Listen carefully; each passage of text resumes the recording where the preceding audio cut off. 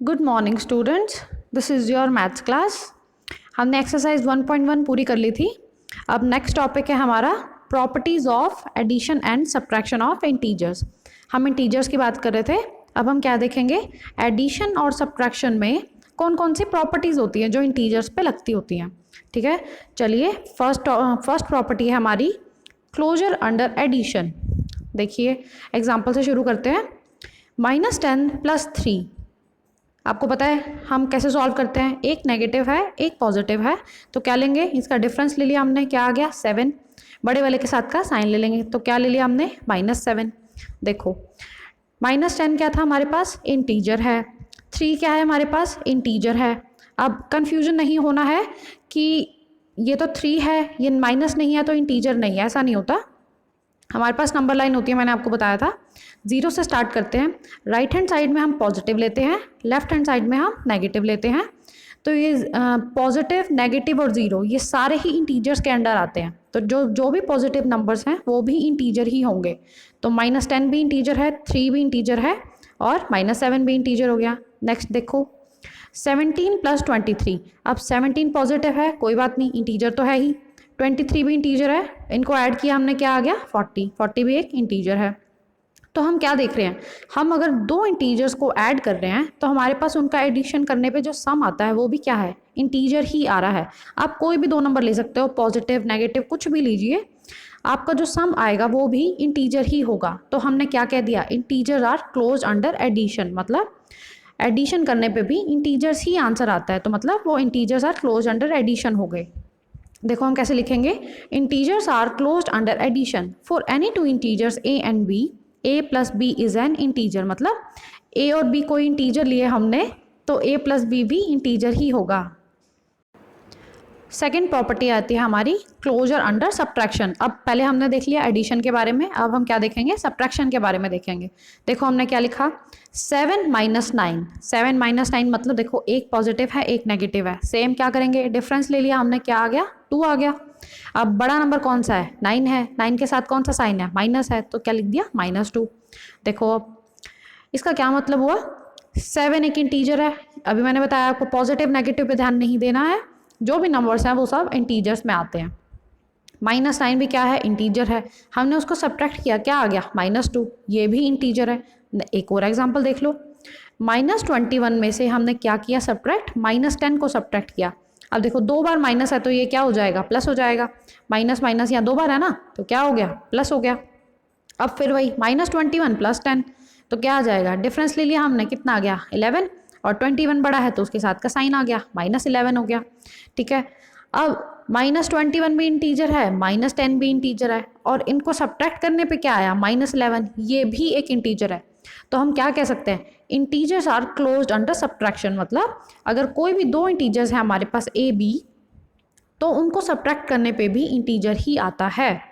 If a and b are two integers, then a minus b is also an integer. a plus b अगर integer हैं तो a minus b भी integer ही होगा। आप खुद से भी कोई भी एग्जांपल लेके इसको चेक भी कर सकते हो। चलो अब आगे देखते हैं। थर्ड प्रॉपर्टी आती है हमारी कॉम्यूटेटिव प्रॉपर्टी, इनके नाम आपने याद रखने हैं। कॉम्यूटेटिव प्रॉपर्टी देखो एग्जाम्पल से समझते हैं। पहला एग्जाम्पल है 5 + 3, आपको पता है 5 + 3 क्या होगा, 8 होगा। अगर हम लिख दें 3 + 5, 3 + 5 क्या होगा, वो भी 8 ही होगा। अच्छा सेकेंड एग्जाम्पल देखते हैं। 5 प्लस में -6 लिखा हमने, देखो एक पॉजिटिव एक नेगेटिव, डिफरेंस ले लिया 1, 6 बड़ा है तो उसके साथ का साइन ले लिया, क्या आ गया -1 आ गया। ठीक है, इधर देख लो -6 + 5 लिख लो तो भी सेम है, -6 और 5, एक पॉजिटिव एक नेगेटिव, डिफरेंस लिया 1, -6 के साथ कौन सा साइन है, माइनस, तो -1 आ गया।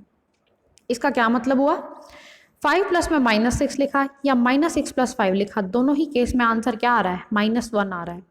देख लो एक और एग्जांपल भी देख लो, -8 और -9 को हमने ऐड किया, या फिर -9 और -8 को ऐड करेंगे, आगे पीछे करके ऐड करेंगे, तो आंसर दोनों ही केस में क्या आएगा, -17 आएगा। तो हम इसको लिख कैसे सकते हैं, अगर a + b किया या b + a किया तो भी आंसर क्या आया है, हमारे पास सेम ही आया है। तो हम क्या कह सकते हैं, addition is commutative for integers, मतलब अगर हमारे पास कोई दो नंबर्स हैं a या b, तो अगर हम a प्लस बी लिखें या b प्लस ए लिखें तो दोनों में आंसर के सेम ही आएगा, दोनों ही केसेस में सेम आंसर आएगा। a प्लस बी कर लो या b प्लस ए कर लो तो दोनों में आंसर सेम ही आएगा। इस प्रॉपर्टी को हम क्या कहते हैं? Commutative property. ठीक है, अब देखो ये तो हमने क्या किया था, a प्लस बी की बात कर रहे थे, a b प्लस ए की बात कर रहे थे, मतलब एडिशन में तो ये प्रॉपर्टी फॉलो होती है, कॉम्यूटेटिव प्रॉपर्टी फॉलो हो रही है एडिशन में तो। पर अगर हम सब्ट्रैक्शन की बात करें, देखो कॉम्यूटेटिव प्रॉपर्टी का ही सेकंड पार्ट है ये। अगर हम सब्ट्रैक्शन की बात करें तो देख लेते हैं। 5 में से -3 को माइनस किया, देखो कैसे लिख सकते हैं। 5 में से -3 को माइनस करेंगे, अब 2 बार माइनस आ गया, क्या हो जाएगा? प्लस हो जाएगा। 5 + 3 कितना होता है? 8। ठीक है, इस साइड देख लेते हैं। अब हम -3 पहले लिख लेंगे, 5 बाद में लिख लेंगे। बीच में हम सब्ट्रैक्शन की प्रॉपर्टी ले रहे हैं तो हमने माइनस कर दिया। अब -3 -5 दोनों माइनस हैं, ऐड हो जाएंगे और साइन भी माइनस का आएगा। अब ये तो आया 8, ये आया -8, मतलब आंसर सेम नहीं आया। इसका मतलब क्या हुआ कि subtraction is not commutative for integers. Addition तो कम्यूटेटिव होती है पर सब्ट्रैक्शन नहीं होती। a प्लस बी किया तो वो b प्लस ए के इक्वल आएगा, पर अगर हम a माइनस बी करें तो b माइनस ए नहीं होता, तो ये नॉट इक्वल आएगा ऐसे। ठीक है, समझ गए आप लोग? एडिशन तो कॉम्यूटेटिव होती है पर सब्ट्रैक्शन कॉम्यूटेटिव नहीं होती। ठीक है, चलो फोर्थ प्रॉपर्टी देख लेते हैं हम। फोर्थ प्रॉपर्टी आती है एसोसिएटिव प्रॉपर्टी। एसोसिएटिव प्रॉपर्टी देखते हैं, एग्जांपल से समझेंगे सेम। देखो हमने क्या लिखा, -5 प्लस में -3 प्लस में -2।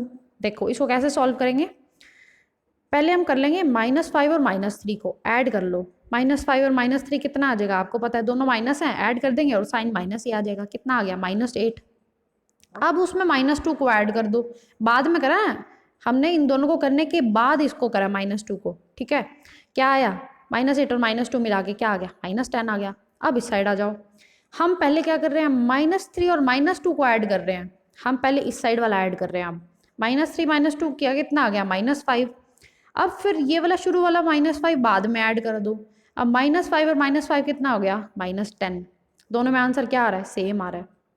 देखो पहले हमने शुरू वाले नंबर को ऐड किया, दो नंबर्स को, बाद में तीसरा नंबर लिया, या फिर हम दूसरा और तीसरा नंबर ऐड करके फिर पहले वाला ऐड करें तो सम सेम ही आता है। देखो क्या समझे, a प्लस बी के अंदर c ऐड करो या b प्लस सी के अंदर a ऐड करो तो सम सेम ही आता है। a प्लस बी प्लस में c या फिर a के साथ b प्लस सी, ये होती है एसोसिएटिव प्रॉपर्टी। देखो कैसे लिखेंगे, addition of associative for integers। addition is associative for integers, मतलब associative property integers के लिए फॉलो होती है। addition के केस की बात कर रहे हैं हम लोग।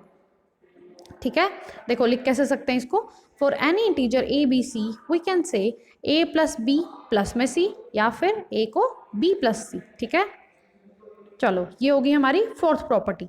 अब आती है लास्ट प्रॉपर्टी, 5 ही प्रॉपर्टीज हैं। फिफ्थ प्रॉपर्टी आती है additive identity. Additive identity, okay, देखो कैसे लिख सकते हैं हम लोग। अगर हमने -8 में 0 ऐड किया तो क्या आया? -8 आया। अगर हमने 0 में -59 को ऐड किया तो भी क्या आया? -59 आया।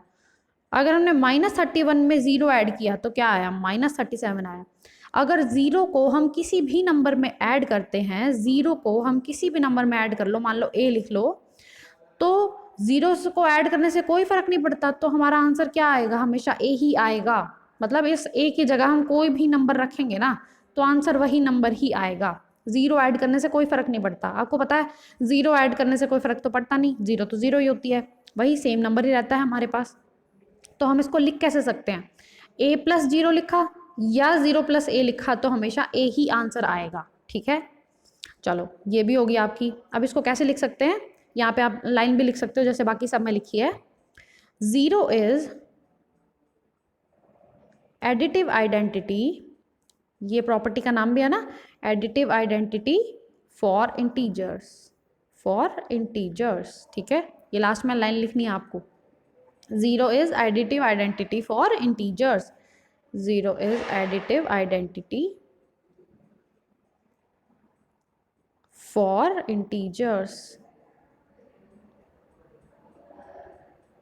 ठीक है, ये लिखनी है आपको पूरी लाइन। समझ आ गया ना? चलो एक बार जल्दी से क्विक रिव्यू ले लेते हैं हम लोग। देखो हमने क्या पढ़ा था, क्लोजर अंडर एडिशन मतलब दो नंबर्स को ऐड कर रहे हैं और वो इंटीजर्स है तो हमारे पास सम भी इंटीजर ही आएगा। अगर हम दो नंबर्स को सब्ट्रैक्ट कर रहे हैं और वो इंटीजर्स है तो सम भी सब्ट्रैक्शन करने के बाद भी इंटीजर ही आएगा। कॉम्पिटेटिव में क्या होता था, a प्लस बी लिख दो या b प्लस ए लिख दो, सम सेम ही आता है। पर सब्ट्रैक्शन के केस में ऐसा नहीं होता, सिर्फ एडिशन में होता है। एसोसिएटिव में क्या होता था, a प्लस में b करके फिर c ऐड करो बाद में, या फिर b प्लस सी करके बाद में a ऐड करो तो सम सेम ही आता है। ये होती थी एसोसिएटिव प्रॉपर्टी। एडिटिव आइडेंटिटी क्या होता था, जीरो के साथ कोई भी नंबर ऐड कर दो तो वही नंबर आता है सेम। चलो ये आपकी सारी प्रॉपर्टीज होगी। अब आपके लिए क्वेश्चन है, दो क्वेश्चन करने हैं आप लोगों ने। Write a pair of integers whose sum gives a negative integer and zero, write a pair of integer whose difference give a negative integer and zero. देखो क्वेश्चन में वो क्या कह रहा है, आपने कोई भी दो इंटीजर्स लिखने हैं, पेयर मतलब कोई दो नंबर्स लिखने हैं जिनको सम, जिनको ऐड करें तो नेगेटिव इंटीजर आंसर आए। कोई भी दो नंबर ले लो, अगर हम उनको ऐड करें तो नेगेटिव में आंसर आना चाहिए, और कोई भी दो नंबर जिनको हम ऐड करें तो उनका आंसर जीरो आना चाहिए। ये तो है फर्स्ट क्वेश्चन। सेकंड क्वेश्चन क्या है, कोई भी दो नंबर लो, उनको माइनस करके दिखाओ, माइनस करके दिखाओ और आपका आंसर नेगेटिव में आना चाहिए, और उनको जब हमने माइनस किया सेकंड पार्ट में तो आंसर जीरो आना चाहिए। आपने ये दोनों क्वेश्चन प्रैक्टिस करके देखने हैं। चलो आज के लिए इतना ही पढ़ते हैं। हमने प्रॉपर्टीज पढ़ ली, मैंने आपको दो क्वेश्चन दे दिए, आपने दो क्वेश्चंस की प्रैक्टिस करनी है। आज के लिए इतना ही, थैंक यू।